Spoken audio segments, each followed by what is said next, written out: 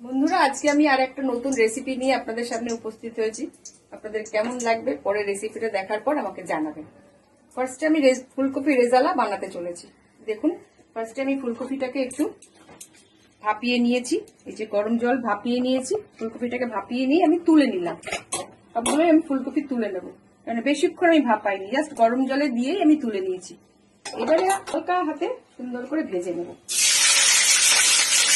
আজকে একটু লাল লাল করে নেব যাতে দেখতে ভালো হয়। সবকটা ফুলকপি আমি ভেজে নিচ্ছি। ফুলকপিটাকে আমি একটু হালকা নুন দিয়ে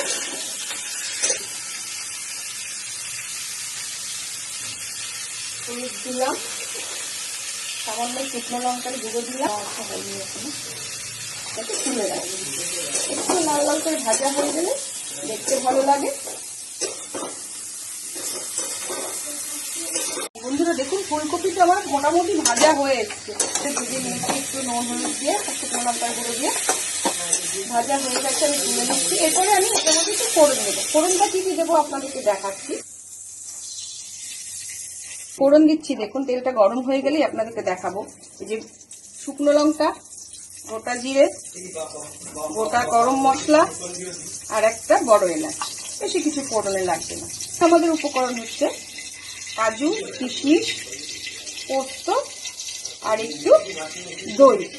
দইটাও ফেটিয়ে রেখেছি আর এটাও আমি মিক্সিতে পেটে রেখেছি।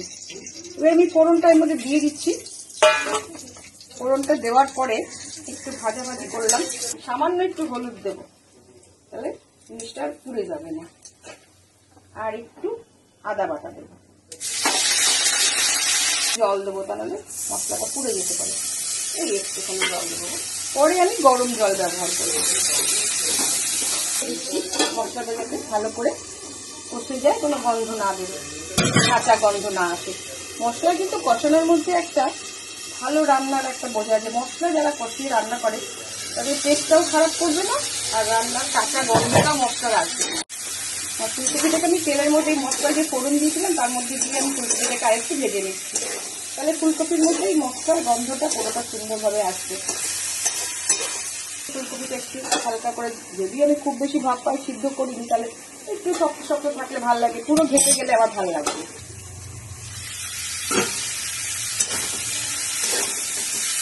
ফুলকপি কিন্তু আমার আস্তে আস্তেই আছে। ফোড়নটা দেখছেন, পোস্ত, কাজু, কিশমিশ, দু একটা লঙ্কা বাটাও, মানে লঙ্কাও দিয়েছি, যেগুলো বেটে নিয়ে আমি এর মধ্যে দিয়ে দিচ্ছি। এটার মধ্যে দিয়ে দিচ্ছি এই ফুলকপির মধ্যে।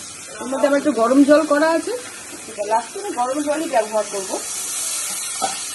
এটা দিয়েও একটু আমি নাড়াচাড়া করবো। হ্যাঁ বন্ধুরা দেখুন, ফুলকপিটা একটু হচ্ছে, আমি ঢাকা টাকা দিয়ে করছিলাম। এর আমি ওই মিশ্রণটার মধ্যে দিয়েছি। মিশ্রণটা বলতে জানেনই তো আপনারা, দই, কাজু, কিশমিশ, পোস্ত, সব মিশ্রণটা আমি তো ঢেলে দিয়েছি। মনে তো হচ্ছে কিছুটা হয়ে এসছে। এই রান্নাটা খুব ইজি, আপনারা সবাই করতে পারবেন। বাড়িতে সবারই দই থাকে, গরমকালে কিশমিশ থাকে, কাজু থাকে, পোস্ত থাকে। চিনি তো আমরা একটু খাই, আপনাদের যারা যেরকম চিনি খান সেরকম দেবেন। আর এই রেজালা এই সমস্ত রেসিপিতে না একটু চিনি লাগে, একটু চিনি প্রাধান্যটা আমার বাড়িতে খায়। যাদের সুগার আছে তারা খাবেন না, স্কিপ করবে, অল্প একটু দেবেন। কেউ একটু গুড় দিতে পারেন, দুটো চারটে বাতাসা, লাল বাতাসা দিতে পারেন। আমি একটু কাঁচা লঙ্কাগুলো দিয়ে দিলাম। আমি আমার মতন করে করছি। আমি এরপরে একটু গরম জল মেশাবো।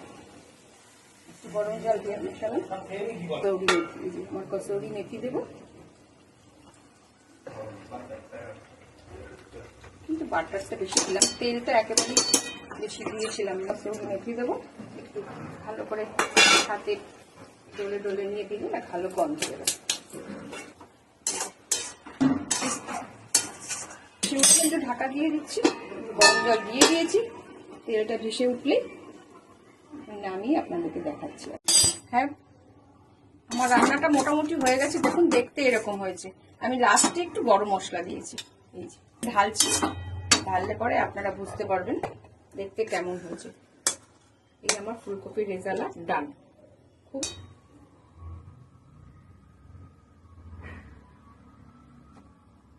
ঠিক আছে বন্ধুরা, ভালো লাগলে বলবেন, লাইক কমেন্ট শেয়ার করবেন।